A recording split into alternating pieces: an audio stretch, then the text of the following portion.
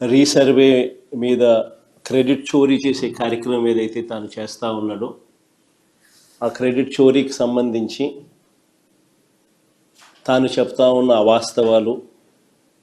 అబద్ధాలు ఏ స్థాయిలో ఉన్నాయి అన్నవి ఒక విషయంగా ఎక్స్ప్లెయిన్ చేస్తాను. రెండో విషయంగా ఈ మధ్యకాలంలోనే చంద్రబాబు నాయుడు పల్నాడులో ఎంత దారుణంగా ఒక సామాన్యుడిని, ఒక దళితుడిని, ఒక పేదవాడిని, మా వైఎస్ఆర్సిపి కార్యకర్తను ఎంత దారుణంగా తాను చంపించే పాత్ర పోషించాడు అన్న విషయం నిజంగా సమాజంలో ఉన్న వ్యక్తులు ఎవరైనా కూడా